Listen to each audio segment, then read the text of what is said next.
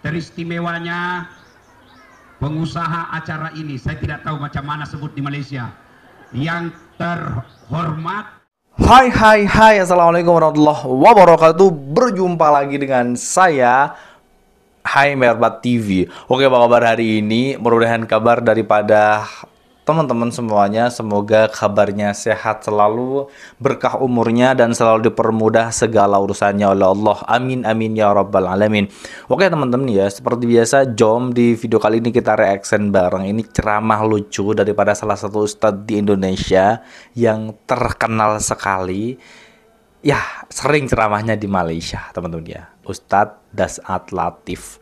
Lucu habis tosnya Ustadz Das'at Latif di negeri Sabah, Malaysia. Oh, ini sering teman-teman, beliau ini ceramah di Malaysia. Menganggap Malaysia itu, pernah mengaku Malaysia itu Islamnya terbaik dan lain sebagainya, teman-teman ya. Oke, sekarang kita mencari ilmu sambil ya menghibur diri lah dengan mendengarkan ceramah atau tausiah daripada salah satu ustadz di Indonesia yang lucu, Ustadz Das'at Latif, teman-teman ya. Oke, seperti apa videonya? Jom kita simak bersama-sama. Let's go. Dan Bismillahirrahmanirrahim. Innallaha wa malaikatahu yusalluna 'alan nabi. Ya ayyuhalladzina amanu sallu 'alaihi wa sallimu taslima. Sesungguhnya Allah dan para malaikatnya bersalawat kepada Rasulullah Muhammad sallallahu alaihi wasallam. Maka wahai orang-orang yang beriman, bersalawatlah kalian kepada Rasulullah dengan sebaik-baik salawat. Saya nak ajak kita salawat. Mudah-mudahan salawat ini hujan berhenti turun. Mudah-mudahan karena cinta kita kepada Rasul, Allah pindahkan hujan ini di tempat lain. Mari ayo kita salawat bareng-bareng. Boleh? Boleh. Boleh? Ayo kita salawat sama-sama. Salatullah. Salamullah. Mana kecil suara sawannya? Ayo, kencang-kencang. Ayo. Salatullah. Salam. Keras. Rasulillah. Salatullah ala yasin. Banyak penonton. Tawassalna bismi wabil hadi rasul. Banyak wa kulli mujahidilillah. Oh, udah sampai penuh berarti lapangannya ya. Mungkin faktor hujan. Alhamdulillah. Terima kasih karena waktu ringkas dan turun hujan, kita ringkas ceramah kita. Puan-puan, datuk, datin, teristimewanya pengusaha acara ini, saya tidak tahu macam mana sebut di Malaysia, yang terhormat Nik Muhammad Nasri. Betul. Nik Muhammad Nasri. Yang berbahagia, yang insya Allah dimuliakan rahmati Allah, dan tuan-tuan yang ada di tempat ini semua saya hormati karena Allah. Saya tidak tahu sebut satu-satu, di samping karena saya tak tahu namanya tuan-tuan, juga karena waktu yang terhad. Satu, ini kan hujan, ya, hujan. Ada ndak kena hujan hilang telinganya? Ada tidak kena hujan hancur kulitnya? Dengar, sedangkan hujan kamu sudah takut, sedangkan hujan kamu sudah bernaung, sedangkan hujan kamu sudah pakai payung, padahal itu tidak merusak tubuhmu. Bagaimana api neraka? Iya, ya Allah. Bagaimana api neraka? Payungmu bisa dihancurkan, tendamu bisa dibakar, tapi kenapa kau berani meninggalkan Allah? Allahu Akbar. Saya beritahu juga dulu ya, tentu yang kena hujan di sini, yang kena hujan beda pahalanya yang di atas. Yang di atas gak kena hujan. Kalau langkah kakinya datang fisabilillah nuntut ilmu, kata Nabi, kaki kanannya, kalau tuan tinggalkan rumah mau dengar ceramah, kata Nabi, kaki kanan satu pahala, kaki kiri gugur dosa kecil. Bayangkan kalau rumahmu satu batu, dari sini 2 km, berapa langkah kaki? Apalagi kalau dia melangkah begini. Masya Allah.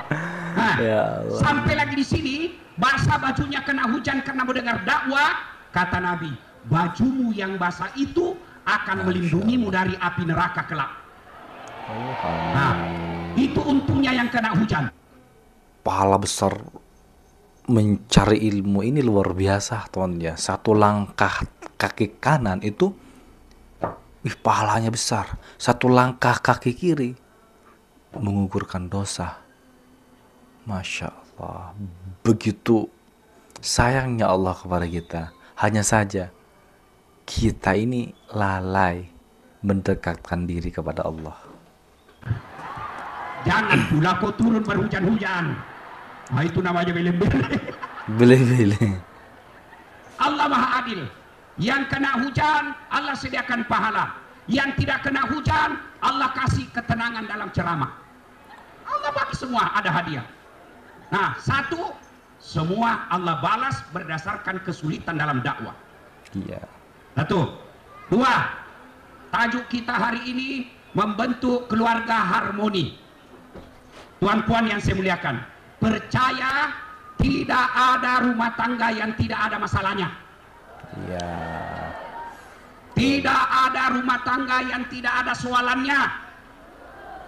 Ada kawan saya di Makassar cakap gini, Ustadz, itu kawan saya bahagia betul, tidak ada masalahnya dalam rumah tangganya. Saya bilang, dari mana kau tahu? Dia bilang, Instagramnya Ustadz. Wih, romantis foto-fotonya. Saya bilang, itu foto 30 detik dipoto, share 30 detik, 1 menit. Kau tidak tahu apa yang terjadi dalam rumah tangganya 23 jam sekian menit.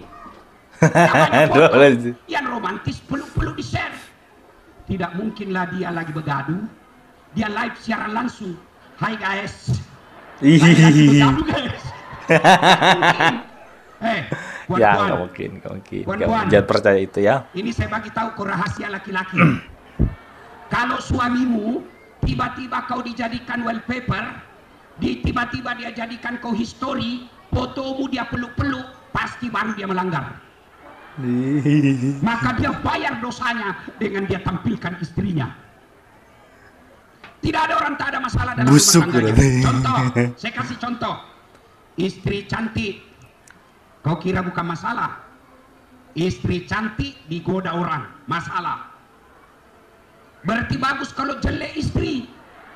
Istri jelek dihina orang. Kau lagi malu jalan sama dia. Bulan aja nanti kita ketemu di dewan. Sampai di dewan, bang, mana kau? Nggak jadi saya ke situ, menceret. Istri cantik masalah, istri jelek masalah. Berarti bagus kalau tidak ada istri. Masalah juga. Berarti bagus kalau banyak istri, lagi masalah. Ada istri masalah, tiada istri masalah. Semua orang punya masalah. Nih, kau tengok ini yang bicara. Hah? Kau kira tidak ada masalahku? Oh, banyak juga masalah saya. Apalagi setelah saya viral. Apa masalah saya? Banyak janda-janda curhat. Awal-awal dia bilang, Ustaz, baru saja suami saya meninggal, adakah doa-doa penenang jiwa? Aku kasihlah doa penenang jiwa di WhatsApp. Baca ini setiap selesai sholat duha, baca ini. Dia bacalah, lama-lama dia WhatsApp lagi, Ustaz, alhamdulillah saya sudah tenang, tapi maukah Ustaz menjadi imam dalam hidupku? Saya bilang, mohon maaf, saya bukan imam, saya penceramah. Mana ada orang tidak ada masalahnya? Tunjukkan saya. Ini semua datu-datu yang baju tentara. Ada juga masalahnya. Kan? Apa masalahnya? Takut sama bininya.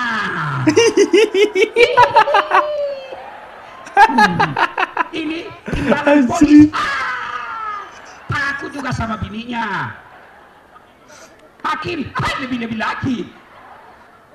Kami orang Bugis tidak ada takut sama bini. Mana orang Bugis di sini? Banyak sekali. Rame memang ini orang Bugis. Di mana-mana saya banyak orang Bugis. Saya kemarin ke Kunang, Pitas, rame orang Bugis.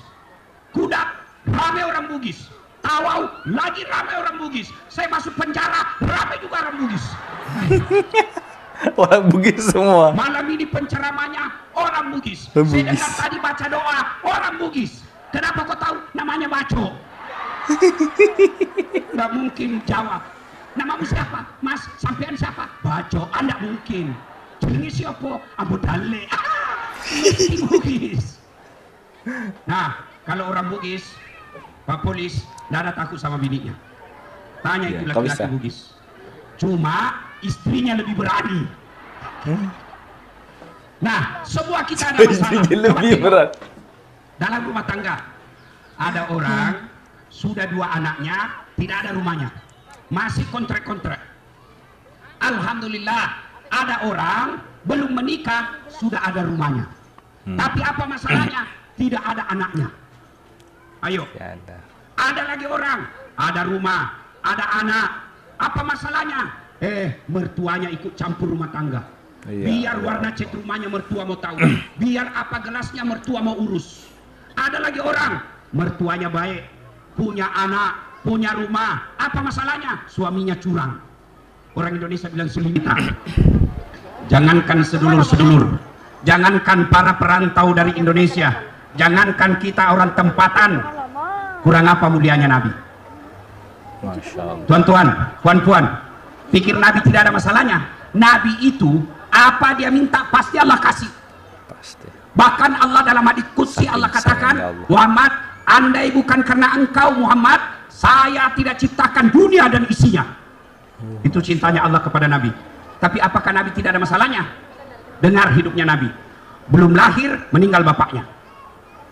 Ayo, belum lagi lahir, meninggal bapaknya. Lahir, baru 2 hari, diambil ibu susunya, Halimatus Sa'diyah. Berapa tahun dipisah ibunya? 4 tahun. Usia 4 tahun balik ke ibunya, Siti Aminah. Pergi ziarah kubur di desa Afwa, meninggal lagi ibunya, usianya 6 tahun. Angkat tangan di sini, yang usianya 6 tahun sudah tidak ada orang tuanya dua-dua. 8 tahun. Coba angkat tangan. Nabi. Paling berapa orang? Nabi.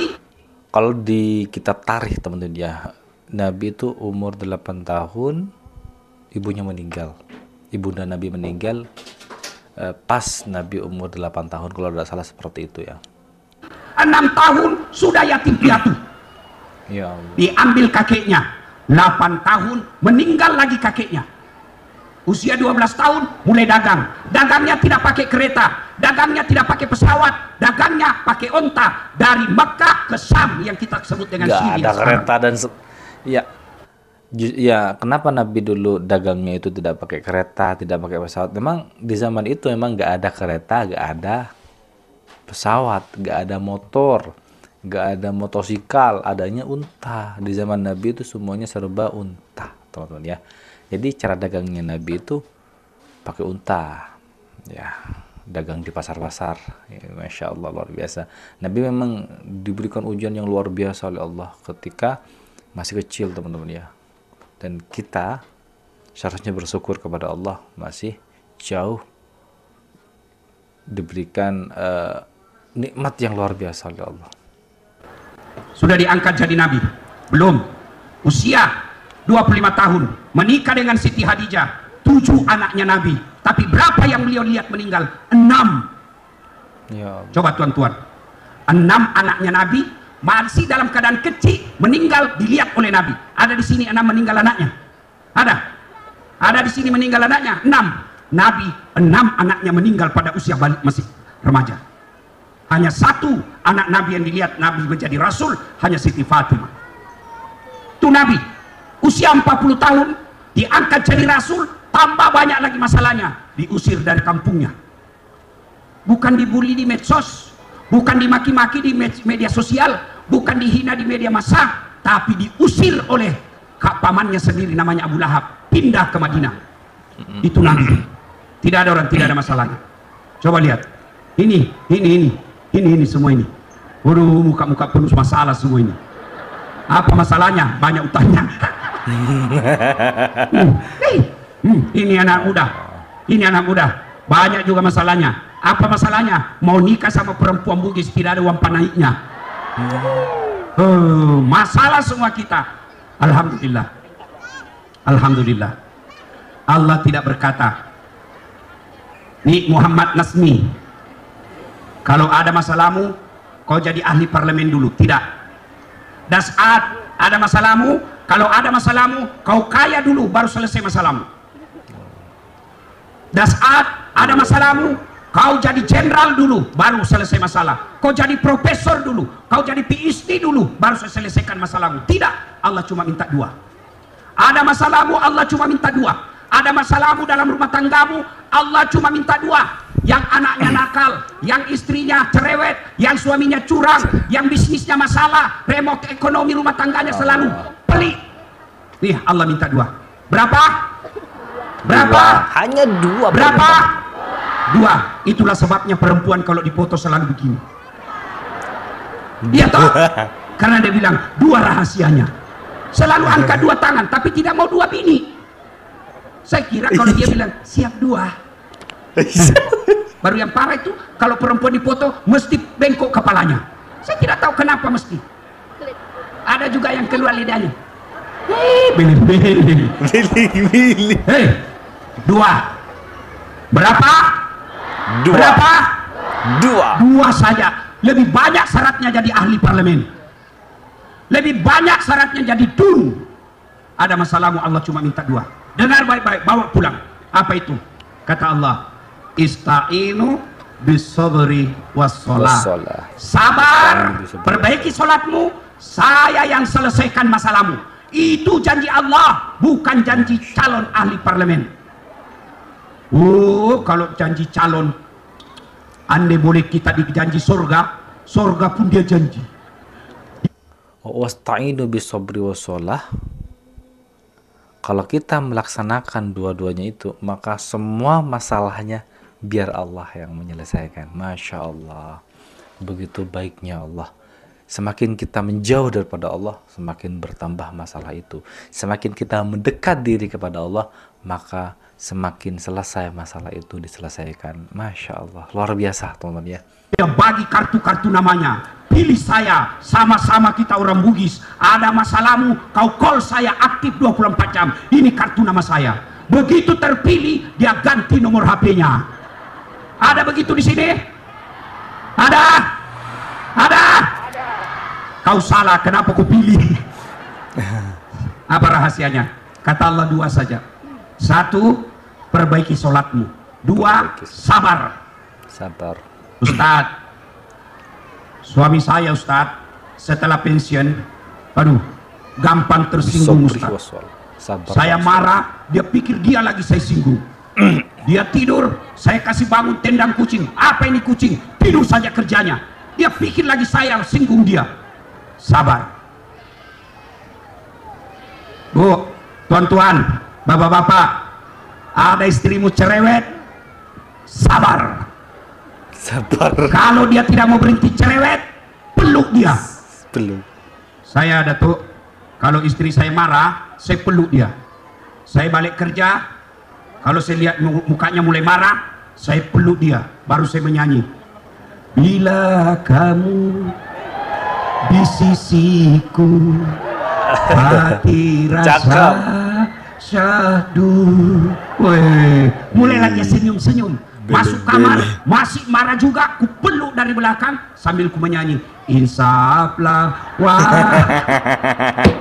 Masya Allah, berhenti dia marah. Masih marah, saya buka baju saya, baru saya menyanyi. Begadang, jangan begadang. Berhenti dia marah. Coba amalkan itu, coba amalkan. Kalau istri marah, kau nyanyi. Masih marah, buka bajumu. Masih marah, buka celana. Coba amalkan, pasti dia ketawa. Iya toh? Ustadz, suami saya jelek Ustadz, mukanya jelek, tidak tahu dilihat dari mana dia cakep. Sabar, kenapa? Itulah jodohmu. Kenapa? Allah tahu itu yang terbaik. Kok jelek Ustadz? Karena Allah tahu kalau dia handsome, kalau dia gagah, dia malu jalan sama puan. Kenapa? Karena kau juga jelek.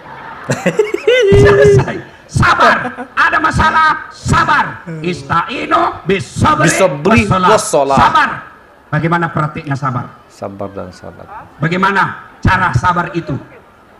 Al-Quran mengatakan, alladzi idza asabatum musibah qalu inna lillahi wa inna ilaihi raji'un. Artinya apa? Kalau istri marah, Bapak balik kanan, jauh sedikit, macam 2 meter, lalu ucapkan Inna lillahi wa inna ilaihi raji'un. Tapi jangan juga kau tengok matanya. Kau tengok, ya Allah, ada baru kau Inna lillahi wa inna. Oh, tambah marah dia. Hei, kau kira saya mati? Sabar, sabar. Tidak adalah kalah ilmu sabar. Hebatnya sabar, kalau orang marah sama kita, kita sabar, dia habis pahalanya, kita ambil pahalanya, kita hilang dosa. Masya Allah. Sabar. Masya Allah. Kalau tidak bisa juga sabar dengan mengucapkan innalillahi wa inna ilaihi raji'un, resep terakhir, ambil obat tidur. Kalau dia tidur, pergi tidur, biar dia ngamuk, tidak ada masalah. Sabar. Ilmu sabar ini luar biasa. Dan janji Allah, innallaha ma'as sabirin, sesungguhnya Allah bersama-sama orang yang sabar. Rahasia pertama apa, Ibu? Apa? Sabar. Di mana sabar? Kena musibah dalam rumah tangga, tiba-tiba pekerjaan suami bangkrut, ucapkan usap dada, inna lillahi wa inna ilaihi raji'un. Pasti berbekas. Caranya ucapkan usap dada. Kalau kau cuma ucapkan, apalagi laju cara ucapmu, rajiun, nggak ada bekasnya. Rajiun, nggak ada bekasnya. Tapi coba ucapkan, begini caranya, usap dada, pegang dada, inna lillahi wa inna ilaihi raji'un. Pasti tenang hati. Istrimu ngomel, inna lillahi wa inna ilaihi raji'un. Suamimu ngamuk, inna lillahi wa inna ilaihi raji'un. Dapat pahala, tenang hati. 2, pahala tenang hati. resep menghadapi masalah, sempurnakan sholat. Ustadz, saya dagang rugi, saya grab dicuri motor saya berniaga bangkrut, semua selalu ada masalah. Ustadz, perbaiki sholatmu. Kalau sholat tidak beres, jangan kau harap akan ada keutamaan kau dapat dunia. Saya bagi contoh, ya, saya akrab dengan Muhammad Nasmi. Nik, saya datang ke Keningau, saya telepon beliau, Tuan, saya ada di Keningau, saya nak pergi pusing-pusing cari orang Bugis, tapi saya tidak ada kereta. Beliau telepon ajudan, itu ada saat kau pergi jemput di Kinabalu, bawa kau kereta ninja penuh bensin, jangan lupa kasih pembeli oleh-oleh. 2 jam kemudian datang staf beliau, Ustadz, nih ada kiriman kereta, sila guna kereta selamat Ustadz ada di Sabah ini, bensin Masya Allah full, ini ada pembeli oleh-oleh 500 ringgit. Selesai masalah saya soal kereta. Kenapa? Saya akrab sama yang punya kereta. Sebaliknya, ada datang dari Sulawesi, tidak kenal, tidak pernah jumpa, tidak tahu, datang ke sini, telepon, Tuan, saya ada di Kinabalu, bolehkah pinjam kereta? Siapa dia telepon beliau? Siapa dia telepon? Polis. Tukang tipu itu, pasti itu penipu, penjahat, tidak kenal, tidak pernah ketemu, dia pinjam kereta, pasti penipu, tangkap dia. Begitu juga dengan Allah. Kamu tidak pernah datang kepada Allah, hanya hari Jumat salatnya, itu pun paling terlambat datang, paling cepat pulang. Orang khutbah kau tidur, lalu ada masalah dalam rumah tanggamu, kau berdoa kepada Allah, ya Allah, sudah capek saya hadapi hidup ini, gaduh terus bini saya capek hadapi ini. Allah berfirman, malaikat, karena dia sudah capek hidup, cabut nyawanya. Begitulah itu hidup. Kalau sholat kecil buat Allah. Saya nak tanya, puan-puan, adik-adik, saya tanya, boleh enggak hidup orang dibakar api dalam api seperti lapangan ini, lalu dilempar masuk api, dia bisa hidup enggak? Bisa hidup? Tidak mungkin, kata akal. Tapi kalau Allah yang mau, Nabi Ibrahim bakar api sangat besar, panas, Ibrahim keluar kedinginan. Tidak ada mustahil kalau Allah mau. Tidak ada, jelas. Menurut ilmu kedokteran, bisa enggak perempuan hamil tidak pernah disentuh laki-laki? Boleh enggak perempuan hamil tidak pernah disentuh laki-laki? Boleh? Tidak mungkin. Tapi kalau Allah mau, Siti Maryam, wanita suci, tidak pernah disentuh laki-laki, lahir Isa alaihi salam. Cuma sekarang banyak perempuan mau saingan sama Siti Maryam. Tidak ada suaminya, ada anaknya. Ya. Itu yang berbahaya ya. Ayo, Ya Allah. manusia masuk dalam perut ikan, boleh hidup? Boleh hidup? Kalau saya, ikan yang masuk perutku. Mati. Tapi kalau Allah berkehendak, masuk dalam perut ikan 40 hari Yunus. hidup. Kisahnya Nabi Yunus alaihissalam. Nabi Yunus alaihissalam, Masya Tidak Allah. percaya, buka Quran. Semua kisah yang saya sampaikan ada dalam Quran. Kalau Allah berkehendak, kecil bagi kau kereta, kecil kau kasih anak. Ustaz, sudah 6 tahun saya menikah tidak punya anak, pasti kau sholatmu tidak beres. Perbaiki sholat. Ustaz, saya sudah sholat Ustaz. Betul kau sholat tapi tidak ikhlas. Hayya 'alas sholat. Asar lagi. Berarti kau tidak ikhlas. Saya sudah sholat Ustaz. Betul kau sholat tapi main-main. Ya Allahu Akbar. Ini masjid. Kau ketawa karena kau begitu toh. Ada yang sholat kayak kena angin sepoi-sepoi. Allahu Akbar. Ya, Ada juga bayang sholat. seperti itu. Allahu Akbar. Kau ketawa karena kau pernah tengok toh. Saya sholat Ustaz. Betul kau sholat tapi tidak ikhlas. Di Makassar ada yang tanya saya, mak-mak, ibu-ibu, Ustaz, bolehkah sholat tidak pakai BH? Kenapa ibu? Panas. Boleh? Sah, sah. Cuma macam mana kalau kau ruku? Terlempar-lempar. Ketawa. Ada juga yang sholat, Ustaz, bolehkah bapak-bapak, Ustaz, bolehkah sholat tidak pakai celana dalam? Saya boleh, tapi bagaimana itu kalau kau ruku? Itulah sebabnya boleh sah sholatmu, tapi itu menunjukkan kau tidak serius ketemu Allah. Ya, betul. Saya bagi tanya ibu-ibu, kau pergi ketemu sama timbalan polis, ketua polis, kau tidak pakai BH, pergi kau di kantornya, di ofisnya pejabatnya, pergi tidak pakai BH, dia tempelin kau istrinya. Apa ini? Ya, maka wajar 30 tahun kau sholat, tapi sholatmu tidak bisa memperbaiki hidupmu. Kenapa? Kau tidak memperhatikan sholat dengan baik. Allah. Maka tuan-puan, perbaiki sholat. Kalau tidak ada sholat, jangan harap kau akan baik hidupmu. Kalau kau sholat kecil buat Allah kasih kamu. Betul. Ustaz, saya tidak bisa kena air. Tayamum. Tahu tayamum? Kau tengok kursus kilat. Karena sekarang anak-anak remaja banyak tidak tahu tayamum. Ada saya pernah tengok tayamum pas duduk di samping saya di atas pesawat. Indonesia, dia mau dibilang alim, tapi Oke teman-teman semuanya, itulah video reaction hari ini. Masya Allah, Alhamdulillah kita sudah mengaji kepada Ustadz Asad Latif. Ustadz lucu, ngajinya di Malaysia beliau. Ini teman-teman ya, Ustadz Dasat ini benar-benar Ustadz kondang yang lawak teman-teman ya. Di Malaysia kan dikenal sebagai Ustadz Samsul Debat, Ustadz Azhar Idrus, Ustadz Abdullah Khairi, Ustadz Haslin, dan banyak Ustadz lawak di Malaysia. Dan ini di Indonesia ada Ustadz Dasat Latif teman-teman ya. Tapi ada beberapa kalimat-kalimat yang perlu kita ulangi lagi dan perlu kita ingat teman-teman ya. Allah itu akan menyelesaikan permasalahan problematika kehidupan ini kalau kita wasta'inu bisobri wassalah. Kalau kita ini sabar dan melaksanakan sholat perintah Allah, maka semua masalah itu urusan Allah lagi. Bukan kita yang menyelesaikan, tapi Allah lah yang akan menyelesaikan urusan kita di dunia ini teman-teman.